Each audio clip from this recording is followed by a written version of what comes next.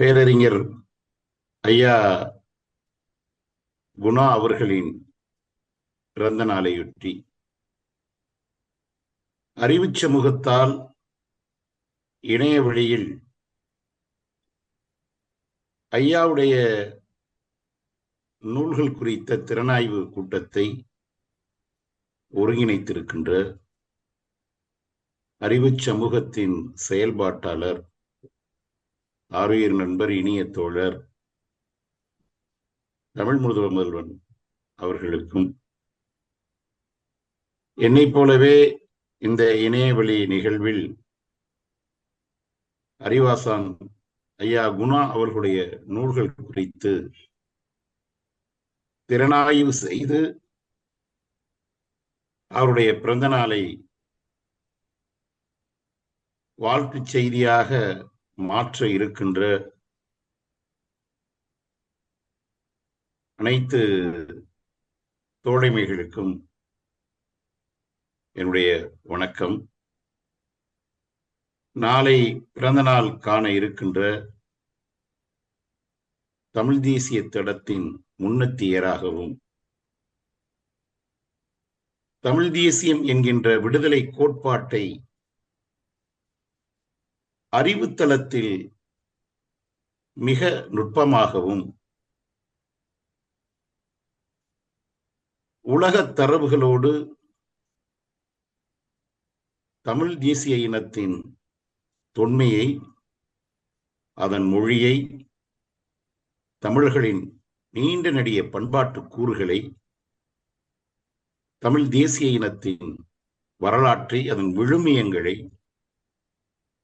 இப்படி பல்வேறு தளங்களில் அறிவு புலத்தில் நுண்மான் நுழைவுலத்துடன் காத்திரமான ஆய்வுகளை அறிவு புதையலாக தந்து கொண்டிருக்கின்ற ஐயா பேரறிஞர் குணா அவர்களுக்கு இந்த எளியவனின் இனிய பிறந்த நாள் வாழ்த்துக்களை தெரிவித்துக் கொள்கின்றேன். நான் என்னுடைய அறிவுக்கு எட்டிய வகையில்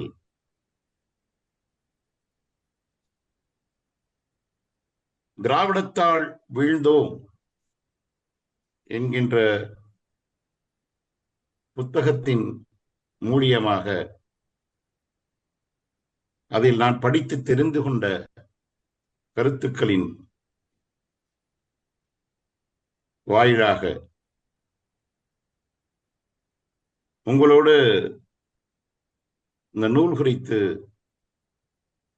பகிர்ந்து கொள்ள விரும்புகின்றேன். ஏனென்றால் ஐயா குணா அவர்களுடைய நூல்களை திறனாய்வு செய்ய வேண்டும் என்றால் அந்த அளவிற்கு, அவர் நூலை திறனாய்வு செய்கின்ற அளவிற்கு எனக்கு அறிவின் போதமை போதாது என்று கருதுகின்றவன் நான். ஏனென்றால் அவருடைய எந்த ஒரு புத்தகத்தையும் படிக்க உள்ளே புகுந்தால் அந்த புத்தகத்தை படிப்பதற்கு முன்பாக பல நூல்களை படித்து விட்டுத்தான் ஐயா குணா அவருடைய நூல்களை படிக்க முடியும். அந்த அளவிற்கு மிக விரிவான சிந்தனைகளை, கருத்துக்களை பதிவு செய்திருப்பார்கள். அந்த அளவில் ஐயாவுடைய நூலான திராவிடத்தால் வீழ்ந்தோம் என்கின்ற இந்த சிறு நூல் தமிழ் தேசிய அரசியல் களத்தில் மட்டுமல்லாது தமிழ்நாட்டு அரசியல் இயக்க வரலாற்றில் ஒரு மிகப்பெரிய புரட்சியை செய்த ஒரு படைப்பாகும். அன்றைய காலகட்டத்தில், இந்த புத்தகம் வந்த காலகட்டத்தில் எனக்கு அந்த புத்தகத்தை எப்போது படிக்க நேர்ந்தது என்றால் 1996ஆம் ஆண்டு. அப்பொழுதுதான் நான் இதை முதலில் வாசித்தேன். அன்றைக்கு நான் இருந்த அமைப்பு அன்றைக்கு மிகவும் சிறிய வயது. எனக்கு அன்னைக்கு ஒரு 22, 23 வயது இருக்கும். அந்த ஆண்டில் நான் தோழர் தியாகு, சுபவி இருவரும் இணைந்து நடத்திய தமிழர் இயக்கத்தின் அரசியல் நெறிக்குரிய உறுப்பினராக பணியாற்றி வந்தேன். அந்த சமயத்தில் எனக்கும் என்னை போன்றவர்களுக்கும் இந்த திராவிட பித்து, திராவிட மயக்கம் பெரிய அளவில் இருந்தது, மறுக்க முடியாத உண்மை. பொதுவாகவே என்னுடைய குடும்பம் என்பது ஒரு இடதுசாரி பின்புலத்தை கொண்ட குடும்பம். என்னுடைய கிராமமும் அப்படித்தான். எந்த அளவிற்கு மார்க்சிய, லெனினிய, மாவோவிய தத்துவத்தை நாங்கள் படித்து பற்று கொண்டோமோ அந்த அளவிற்கு பெரியாருடைய, ஈவேரா அவர்களுடைய கருத்துக்கள், அதே போல ஐயா அம்பேத்கருடைய கருத்துக்கள் மீது மிகுந்த பற்றும் நம்பிக்கையும் உள்ளவனாக அன்றைய காலகட்டத்தில் நான் இருந்தேன். ஐயாவின் நூலை படித்த பின்பு ஒரு மிகப்பெரிய அதிர்வலை எனக்குள் ஏற்பட்டது. என்பதை விட ஐயா மீது கடுமையான கோபம்தான் எனக்கு உருவானது. யாரா அவரு இப்படி எழுதியிருக்காரு, என்ன நினைச்சுக்கிட்டு இப்படி எழுதியிருக்காரு அப்படின்னு. அந்த வயதில் நாங்கள் இயங்கிய இயக்கத்தின் அடிப்படை சிந்தனையிலிருந்துதான் அன்றைக்கு நாம் அவரை பார்க்கிறது. இப்படி எடுத்தோம் கவிழ்த்தோம்னு இப்படி எழுதியிருக்காரு அப்படின்னு ஒரு நீண்ட நெடுங்கால ஒரு கோபம் எனக்குள்ளே இருந்தது. அதன் பிறகு தொடர்ச்சியான வாசிப்பு, பல்வேறு தளங்களில் நாம் போராடி கொண்டே இருக்கின்றோம் தமிழின உரிமைக்காக. அப்படி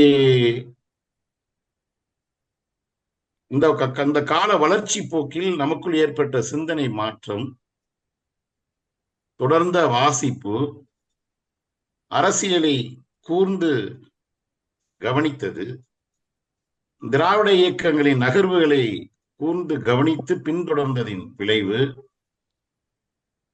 அப்ப இது நாள் வரை இருந்த அரசியலை நாம் 2009 பிறகு, குறிப்பாக தமிழீழத்தில் 2009ஆம் ஆண்டு நடந்த 4ஆம் கட்ட ஈழப்போரில் ஒரு திட்டமிடப்பட்ட இனப்படுகொலையை உலக வல்லாதிக்கங்களின் துணையோடு இந்திய வல்லாதிக்கமும் அதற்கு துணையாக திராவிட ஆட்சியாளர்களும் இருந்தார்கள் என்பதை நாம் கண்கூடாக பார்க்கின்றோம். அதன் பிறகுதான் இந்த திராவிட இயக்கங்களை, திராவிட கோட்பாட்டை, ஈவேரா அவருடைய சிந்தனைகளை, கருத்துக்களை நான் மீளாய்வு செய்து பார்க்கின்றேன். வீரமணி அவர்கள் எழுதிய பெரியார் குறித்து வீரமணி எழுதிய 12 தொகுப்போ 18 தொகுப்போ நினைக்கிறேன், சரியா நினைவில்லை. அது அத்தனையுமே நான் படித்தவன். எல்லாவற்றையும் மீளாய்வு செய்கின்றோம், மறுவாசிப்பு செய்கின்றோம். தொடர்ச்சியாக ஈவேரா இயக்கங்கள், திராவிட இயக்கங்கள், அவருடைய சிந்தனைகள், அவருடைய கருத்துக்கள் குறித்து நக்சல்பாரி தோழர்கள் எழுதிய புத்தகங்களை எல்லாம் தேடி படிக்கின்றோம். அப்படி தேடி படிக்கின்ற பொழுது நமக்கு இதனால் கற்பிக்கப்பட்ட ஈவேரா மீது குறித்த மயக்கமும், திராவிட இயக்கங்கள் குறித்த அந்த மயக்கமும் கொஞ்சம் கொஞ்சமாக உடைபட ஆரம்பிக்கின்றது. அப்படி உடைபட ஆரம்பித்து அந்த ஈவேராங்கிற அந்த பிம்பம் அது ஊதி பெருக்கப்பட்ட ஒரு பலூன் போன்றது என்கின்ற புள்ளிக்கு வந்தடைகின்றோம். அப்படிதான் நான் ஐயாவோடு ஐயா அனைவருக்கும் வணக்கம். ஐயா குணாவோடு அவருடைய சிந்தனையோடு அவர் புத்தகங்களோடு நெருக்கமான தருணம் என்பது இப்படித்தான். தொடர்ச்சியாக அதே என் போன்ற சிந்தனை கொண்ட பல்வேறு தோழர்கள் இன்று வரை அந்த திராவிட இயக்கத்தின் மீதான பற்று, ஈவேரா மீதான மயக்கம் இன்று வரை பலருக்கும் தொடர்கின்றது என்றாலும் அவர்களோடு நான் பல்வேறு நேரங்களில் சண்டையிட்டு இருக்கின்றேன், சண்டை போட்டும் வந்து கொண்டிருக்கின்றேன், கருத்து சண்டை போட்டுக் கொண்டு வந்து கொண்டிருக்கின்றேன். இதுபோல ஐயாவுடைய இந்த திராவிடத்தால் வீழ்ந்தோம் என்கின்ற இந்த புத்தகம் என்னை மட்டுமல்ல, என்னை போன்ற இளைஞர்களையும் அன்றைய 96 காலகட்டத்தில் என்னை போன்ற இளைஞர்களையும் திராவிட இயக்க செயல்பாட்டாளர்களையும் திராவிட இயக்க கோட்பாட்டு உருவாக்க சிந்தனை பள்ளிகளையும் ஆட்டம் காண செய்து திரும்பி பார்க்க வைத்த ஒரு வெளியீடு இது. அன்றைய காலகட்டத்தில் தான் ஐயா மணியரசன் போன்றவர்கள் பெரியார் என்கின்ற பேராயுதம் முதுகு சுரிந்து கொள்வதற்கா என்கின்ற அளவில் தமிழர் கண்ணோட்டத்தில் கட்டுரை எல்லாம் எழுதி கொண்டிருந்தார்கள்.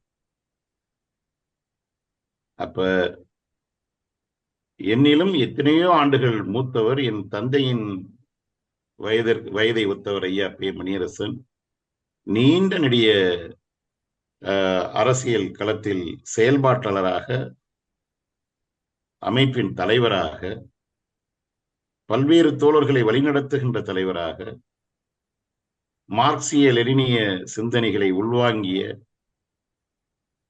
ஒரு தத்துவ ஆசானாக இப்படி பல்வேறு பரிணாமங்களை கொண்ட ஐயா பே மணியரசன் அவர்களுக்கே ஈவேரா மீது பிடிப்பு இவ்வளவு இருந்திருக்கின்றது என்றால், அவர் வழிகாட்டுதலில், அவருடைய சிந்தனையில் அவருக்கு கீழே பணி செய்த எங்களை போன்றவர்களுக்கு விதிவிலக்கா என்பதை நீங்கள் புரிந்து கொள்வீர்கள் என்று நான் நம்புகின்றேன். இன்று வரை பலரும் அப்படி அந்த மயக்கத்தில் தான், அந்த திராவிட மயக்கத்தில் இருந்து மீளவே இல்லை. அந்த திராவிட மயக்கத்தில் மீள முடியாமல் இன்று வரை அதற்கு ஒத்து ஊதி கொண்டிருக்கின்றார்கள். நாம் இன்றும் பார்த்து பிரமிக்கின்ற பெரிய அறிஞர்கள் என்று நினைக்கின்ற தோழர் தியாகு போன்றவர்கள் எல்லாம் இன்றும் திராவிட மாயையிலிருந்து, பெரியார் மயக்கத்திலிருந்து வெளிவர முடியாமல் தவித்துக் கொண்டிருக்கின்றனர். மக்கள் கலை இலக்கிய கழகத்தின் முக்கிய தலைவராக இருந்தவர் மருதையன். அவரு வைணவ பிராமண குடும்பத்தை சார்ந்தவர் என்பது எல்லோருக்கும் தெரியும். இன்றைக்கு அவர் எங்கு வந்து நிற்கின்றார் என்று பாருங்கள். அதைவிட கொடுமை, தமிழ்நாடு மார்க்சிய லெனினிய கட்சி என்கின்ற அமைப்பை நடத்தி வந்த கார்முகில் அவர்கள் இன்றைக்கு அறிவாலயத்தின் அடியாளாக மாறிவிட்டார்.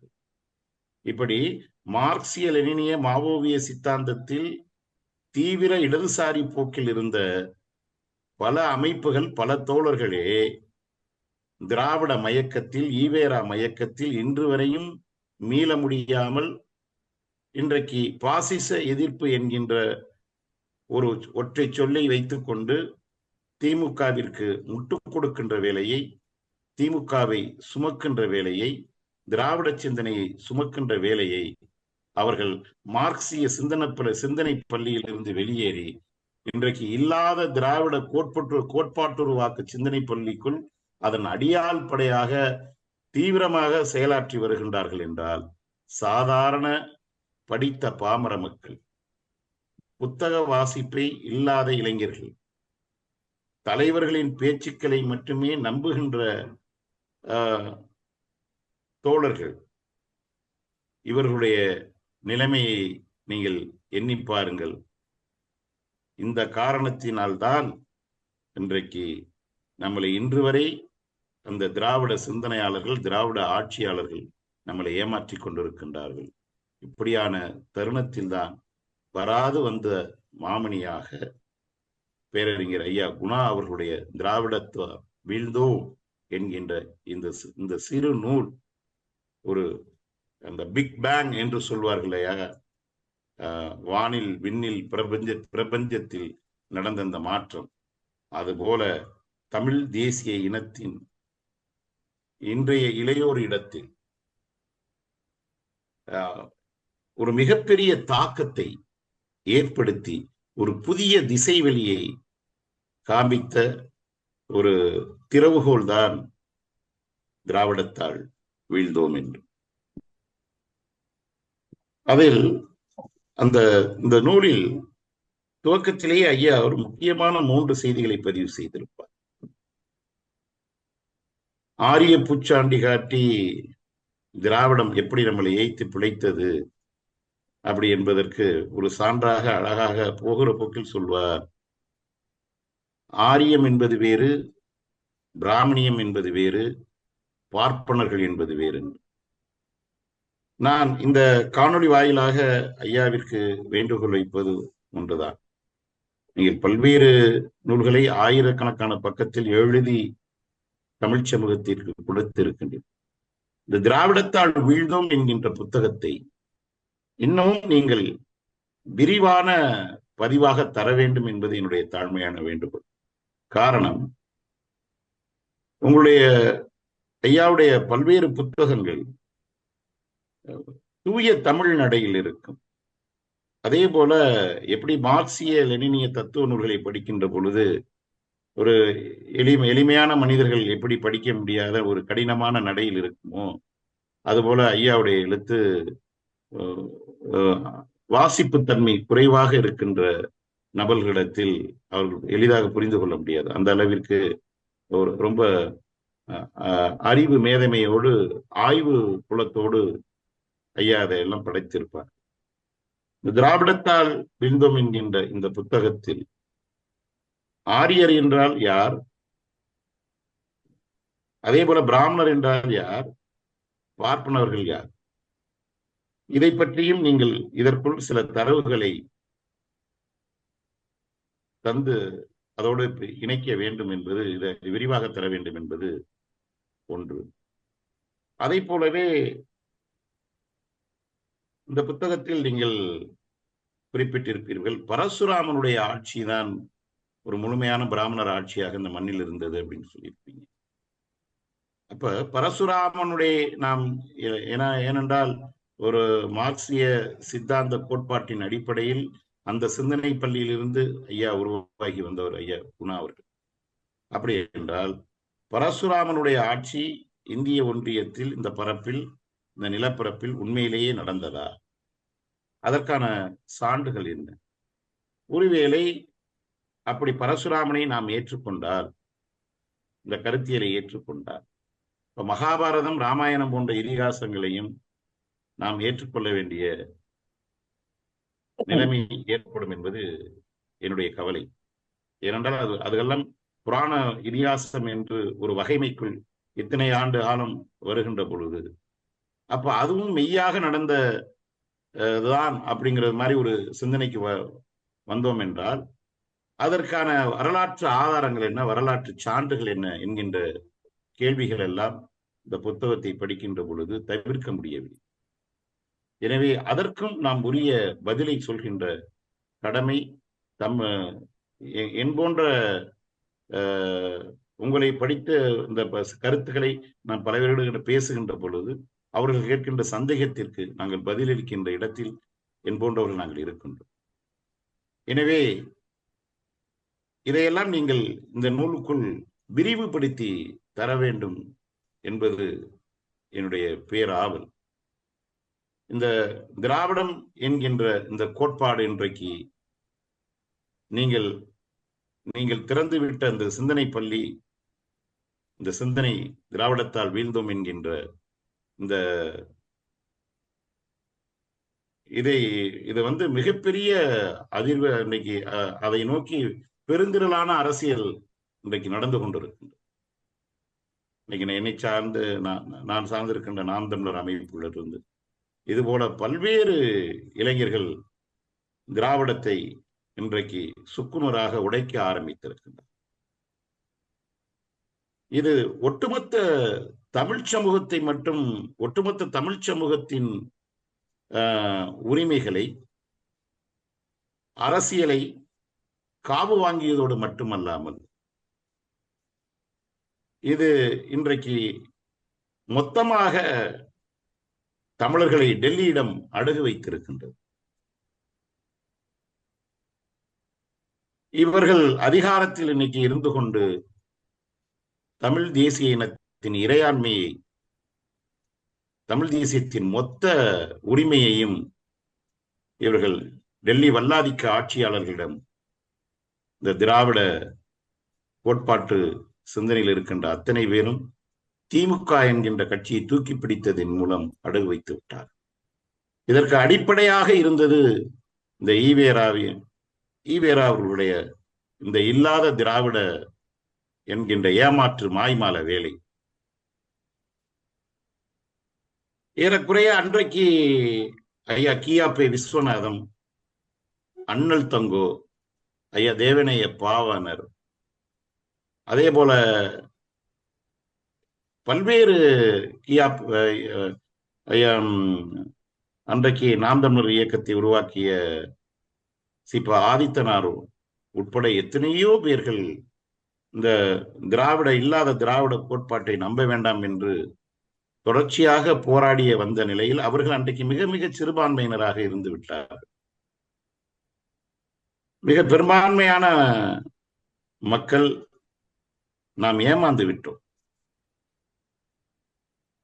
அந்த அடிப்படையில் அந்த ஏமாந்தவர்கள் இன்று வரை தொடர்ச்சியாக ஏமாந்து கொண்டேதான் இருக்கின்றோம்.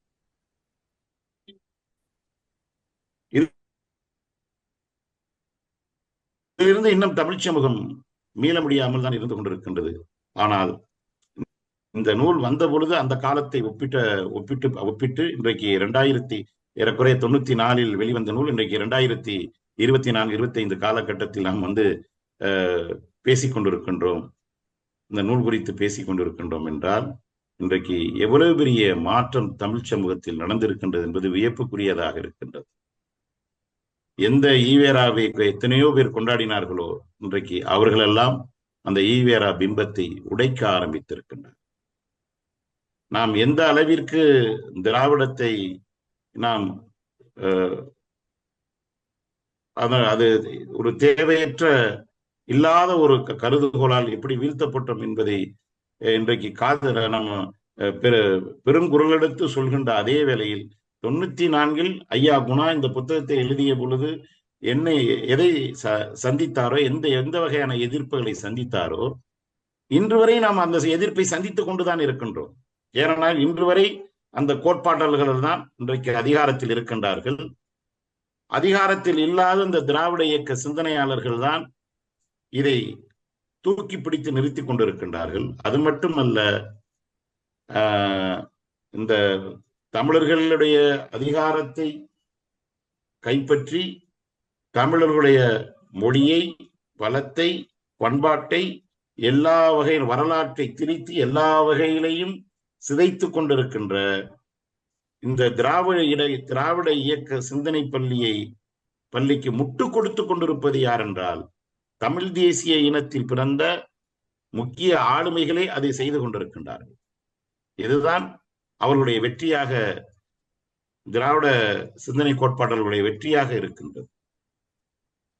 இப்போ ஐயா சாரங்கமணி ஐயா போன்றவர்கள், அண்ணன் எரிமலை ராமச்சந்திரன் போன்றவர்கள், அண்ணன் சீமான் போன்றவர்கள், ஐயா மணியரசன் போன்றவர்கள், இப்படி பல்வேறு முனைகளில் இந்த திராவிடத்தை எதிர்த்து, இந்த கோட்பாட்டை எதிர்த்து ஈவேரா பிம்பத்தை உடைக்கின்ற பொழுது யாரை வைத்து இவர்கள் எதிர்க்கின்றார்கள் என்றால் நம் ரத்தங்களை வைத்துதான் நம்மளை அவர்கள் எதிர்கொள்கின்றார்கள். அது இந்த வடுக பிராமணிய சிந்தனையினுடைய தொடர்ச்சியாக இன்றைக்கு யார் இருக்கின்றார்கள் அவர்கள் தான் அதை நம்மவர்களை வைத்தே நம்மளை அடிக்கின்றது. அந்த அடிப்படையில் தான் ஐயா அந்த அடிப்படையில் தான் தாக்கப்பட்டார். எதற்காக தாக்கப்படுகின்றார் என்றால், எந்த நோக்கத்திற்காக நீங்கள் விடுதலை சிறுத்தைகள் கட்சியை நீங்கள் உருவாக்கினீர்களோ அதை விட்டுவிட்டு நீங்கள் திமுகவிற்கு அடியால் வேலை பார்க்கின்றீர்களே, பட்டியல் சமூகத்தில் இருக்கின்ற பறையர்குடி என்கின்ற மூத்த குடியின் அடமான வைத்து விட்டீர்களே, அந்த உரிமைகளை நீங்கள் காவு கொடுத்துக் கொண்டு நீங்கள் சுகமாக வாழ்கின்றீர்களே என்ற கேள்வியை அவர் சமூக வலைதளங்களின் மூலியமாக முன்வைத்த பொழுது, உடன் பிறந்த இரத்தவனையே ஐயா அறிவு தமிழ் முதல்வனை மீது தாக்குதல் நடத்தினார். இப்படி இல்லாத ஒரு தலித் சிந்தனை, எப்படி திராவிடம் எப்படி தேவையில்லை, தமிழர்களுக்கு எப்படி தேவையில்லாத ஆணியோ அதே போலதான் இந்த தலித்தியம் என்கின்ற ஒரு கோட்பாடும். இது எல்லாமே திட்டமிட்டு தமிழர்கள் மீது திணிக்கப்படுவதற்கு காரணமே ஒரு தொன்மை வாய்ந்த தமிழ் தேசிய இனம் ஒற்றுமை அடைந்து விடக்கூடாது. சாதிகளாக இவர்களை பிரித்து ஒருவரை அடித்துக் கொள்ள செய்து அதன் மூலியமாக தன்னுடைய இருப்பை தக்க வைத்துக் கொள்வது, தன்னுடைய அதிகாரத்தை தக்க வைத்துக் கொண்டு தமிழ் சமூகத்தில் தமிழ் தேசிய இனத்தில் இருக்கின்ற இது போன்ற பல்வேறு கட்சிகளை விலைக்கு வாங்கி அவர்களுக்கு தான் அடித்த கொள்ளையில் ரொட்டி துண்டு போல் சிலவற்றை கொடுத்து தன்னுடைய காவல் நாய்களாக இந்த திராவிட ஆட்சியாளர்கள் இன்றைக்கு அப்படித்தான் தமிழ் சமூகத்தை மாற்றிவிட்டார். எனவே ஒரு பக்கம் ஆரிய இந்தியம் என்றால், ஒரு பக்கம் இந்த தலித்திய சிந்தனை கோட்பாடுகள் என்று அது ஒரு பக்கம், இன்னொரு பக்கம் திராவிடம். இப்படி மும்முனை தாக்குதலுக்குள் தமிழ் தேசிய இனம் இன்றைக்கு சிக்கிக் கொண்டிருக்கின்றது. இதற்கு எதுவெல்லாம் தடையாக இருக்கின்றதோ அதையெல்லாம் தூக்கி எறிந்துவிட்டு தமிழ் தேசிய இனம் தன் அதிகாரத்தை 13ஆம் நூற்றாண்டில் இழந்தது. விஜயநகர படையெடுப்பு துவங்கி இன்று வரை நாம் அதிகாரமற்றவர்களாக மாறிவிட்டோம். இன்னும் பல பேர் கூட இந்த தேர்தலை புறக்கணிக்கின்ற தமிழ் தேசிய சிந்தனையாளர்கள் கூட இது ஒரு அதிகாரமற்ற பதவி, தமிழ்நாட்டு முதல்வர் பதவி, இது டெல்லிக்கு கண்காணி வேலை பார்ப்பதுதான் உதவும் என்று சொல்வார்கள். இந்த அதிகாரமற்ற கண்காணி பதவி கூட யாரிடம் இருக்கின்றது என்று யோசித்து பாருங்கள்.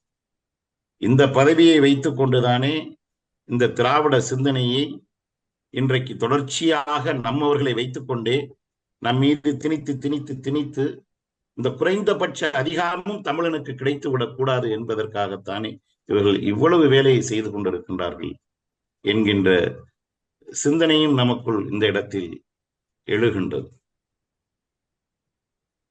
அதற்கு தமிழ் சாதிகளில் இருக்கின்ற பல்வேறு அமைப்புகள் இந்த திராவிட இயக்கத்தை பெரியார் இந்த ஈவேரா உருவாக்கிய இந்த இல்லாத திராவிட கோட்பாட்டை நம்பி இன்றும் அந்த தூக்கி சுமந்து கொண்டிருக்கின்றனர். எனவேதான் தமிழ் குடிகள் ஒற்றுமை, தமிழ் குடிகளின் ஓர்மை இங்கு முக்கியமாக ஒன்றாகும். நாம் தமிழர்கள் இந்த சாதிய வேறுபாட்டை தூக்கி எறிந்துவிட்டு நாம் தமிழர்கள் என்கின்ற தேசிய இனத்தின் அடிப்படையில் ஒன்றிணையாமல் திராவிடத்தை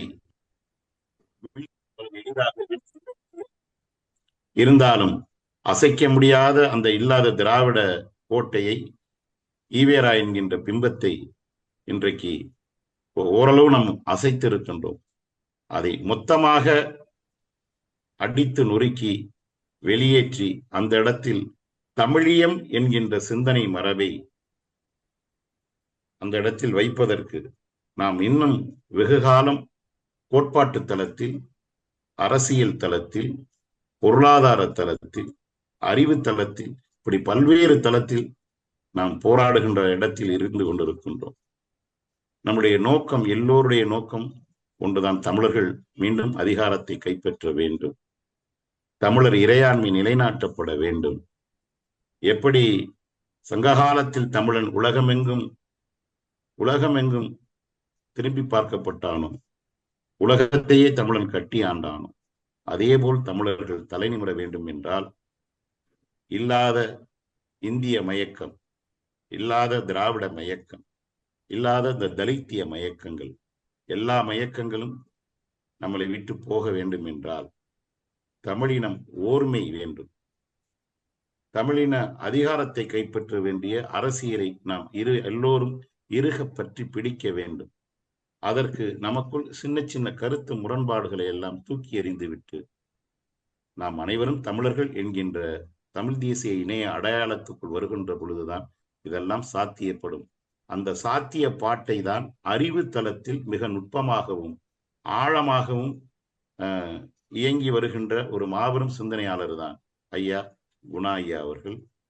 அவருடைய இந்த திராவிடத்தால் வீழ்ந்தோம் என்கின்ற நூல் வரவில்லை என்றால் என் போன்றவர்கள் இன்னமும் அதே மயக்கத்தில் தான் இருந்திருப்போம். அந்த மயக்கத்தை உடைத்து, அந்த மயக்கத்திற்கு பதிலாக தமிழ் தேசிய இனத்தின் ஓர்மை, நாம் அனைவரும் தமிழர்கள், நாம் நமக்கென்று ஒரு தொன்மை வாய்ந்த மொழி, பண்பாடு, வரலாறு எல்லாம் இருக்கின்றது. அதை வீழ்த்தியது ஆரியத்தை விட ஆரியம் அல்ல, அது திராவிடம்தான், வடுக பிராமணியம்தான், வடுக திராவிடம்தான் என்பதை தன்னுடைய ஆய்வுபூர்வமான கருத்தியல் மூலியமாக